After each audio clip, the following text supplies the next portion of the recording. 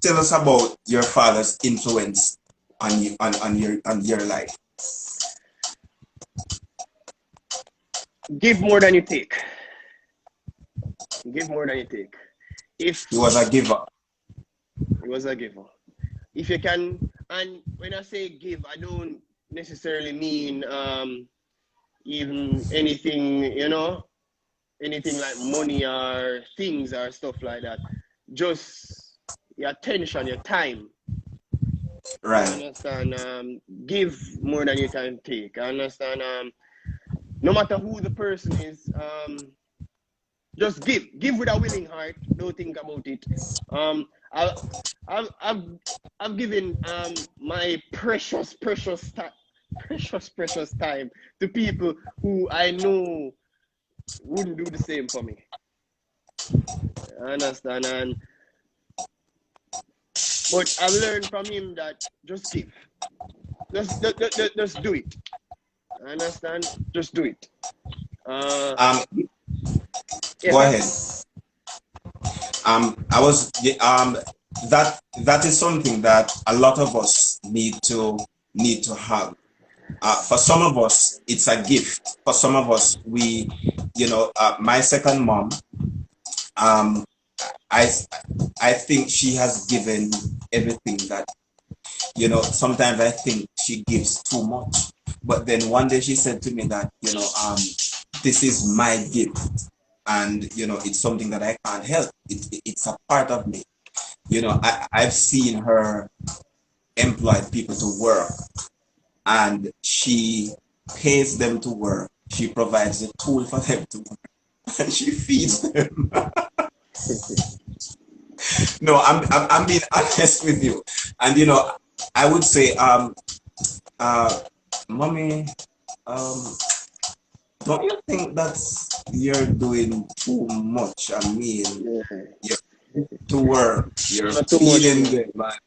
them, and she's saying that no, you need to treat them like, you know, they are a person like that. I mean, no offense, and I don't want you to get this wrong. I'm not saying that we should not do what she's doing, but I'm Mm-hmm. saying that taught me, I've learned from it, and that is something that I have now, you know, come to emulate myself. So giving is one of the best thing that you could ever do. To my audience here right now, I'm telling you that giving, if you want to be blessed, give and give without expecting nothing in return. Mm-hmm. Just do not do not put a price on it. Do not put a mark on it and to say, okay, I'm gonna give this because I want God to bless me. Don't do that. Just give. Give your and give your best. If you give your best and just watch God work in your life. All right. So, you know, tell us about your position as president in of the Society of Manufacturing Engineers. So, What inspired you to when I entered first year in engineering, the way how I carried myself, the way how I spoke, how I talked to people, the president then he just looked at me and just say, "I want you to be the vice president next year." I was just a first year student. There are many other third year students, but he just looked at me and said, "The next period, you're going to be the vice president." So well, I became the vice president. Served. No, I'm just becoming the president. Um, I I don't even know. Come to think of it, I don't even realize that. Like he just took me and he just threw me in the position. To be honest, just do it because of my behavior. He just took right. me and he just say, "You're gonna become the vice president." And the other day, they just told me that you're going to be the president. I So, don't. you move from being the vice president to President. sometimes I'm looking down on your camera and then I'm looking up in mine. All right. So you're saying that you went from becoming the VP to the big man in the chair, the president, Prezi. Yeah, What here's was this. what was yeah, go ahead. No, I was just saying basically, yeah, basically, you know, don't prissy.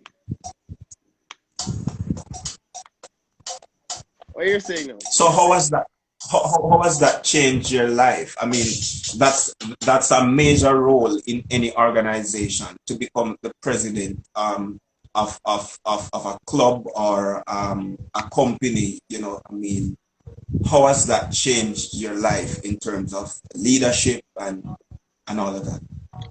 All right, so I've learned something. Never change yourself. Even when you see yourself climbing up the ladders, don't necessarily change.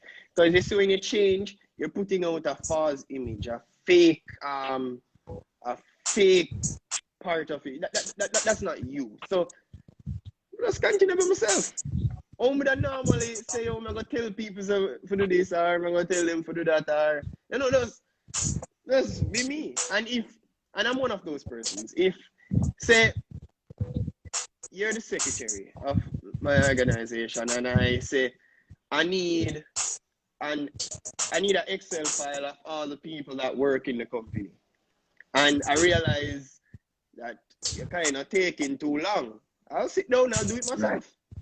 I'll sit down, I'll do it myself, and I'll send you a copy as well. And I'll say, this is what I want. Understand? This is what I want. I did this in like Yeah. 5 hours. You can do it in a less because you do this more often than me. Right.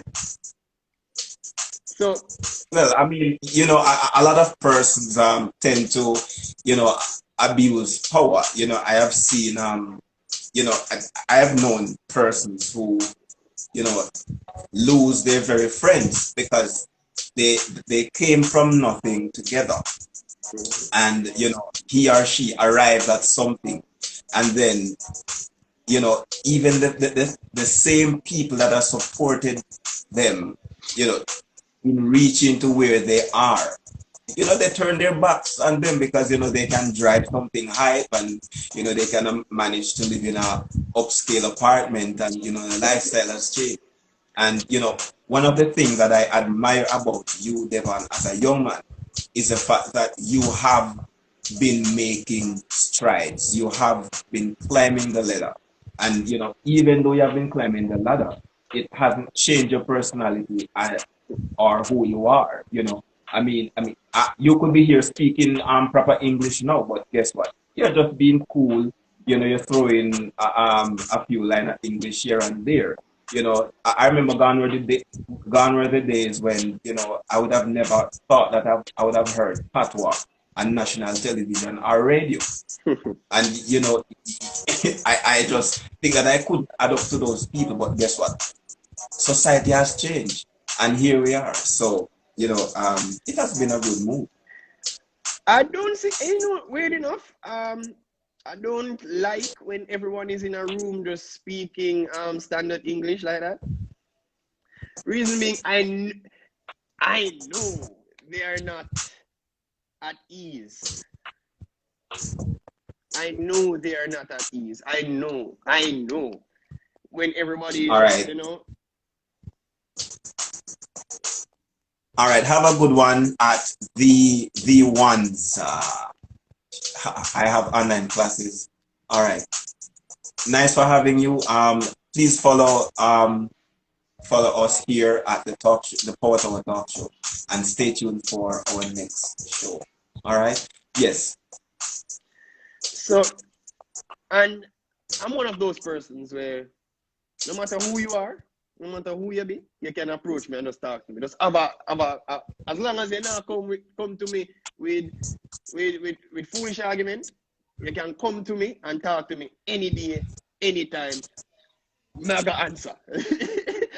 Man is one of them. Mega answer. Mega answer. Even somebody probably enough time even my friend him just come and him just come right there and me and him just start reason. Or even when up on the road already and somebody just walk up to me randomly and just ask me, let me ask me again. What was the question? What was the question? Trying to remember what was the question, do you think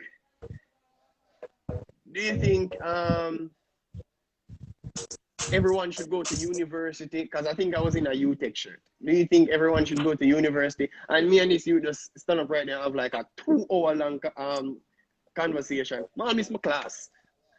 So I'm one of them person. And I think I'm also a person that I adapt. I can read the room really well. So if everybody want to talk in a proper English, then why not talk in a proper English? You know, so I have to adapt to the room, you see?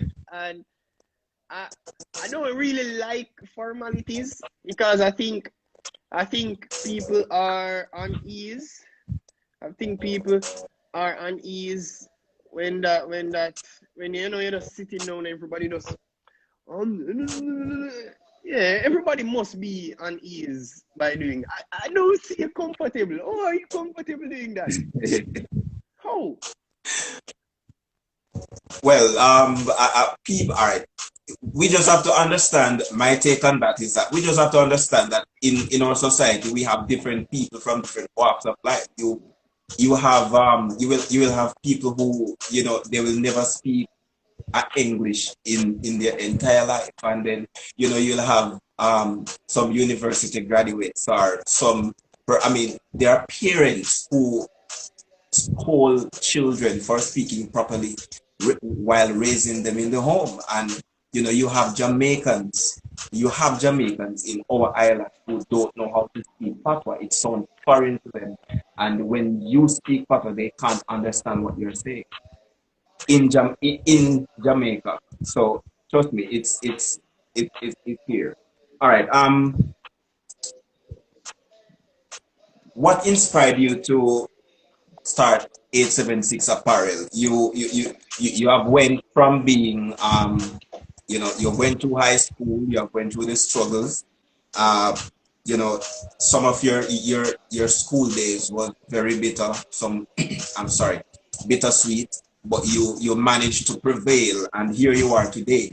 But you're not just you know a young man, but you're a young man who owns or co-owns a business. Tell us about 876 Apparel. All right. So my girlfriend, she's basically like me. She sells clothes and stuff like that. But it was more like a hustle before. Like she sell little clothes, sell the clothes. She try little page, but them never really start up and you know. But then I remember the year. It was last year actually. It was last year. Yeah, last year. She I think early up in the year she said to me, Devon, I want to try this again, but I want to do it officially. Let's brainstorm a name. So I remember I was there. I was up at my dorm because the scholarship they give you somewhere to live as well. So I was Oh, up there. I was up at the dorm and I remember it's like something that's hooked me in the head and say, oh, 876. Put the 876 there, man. When I say 876, but I can't say 876 clothes. So I go up on Google, type in clothing, at type in clothing synonyms, right. apparels. So I say apparels, 876 apparels. I say 876 apparels. They will pitch the idea to her and she say, yeah, this makes sense. This makes sense. That must have been a hell of a lick you get to come up with that name. Because that's like out of the box. And then well, I really do most of the delivering in the business and say well we push the financing together. She is more creative than I am, so she deals with the social media and like taking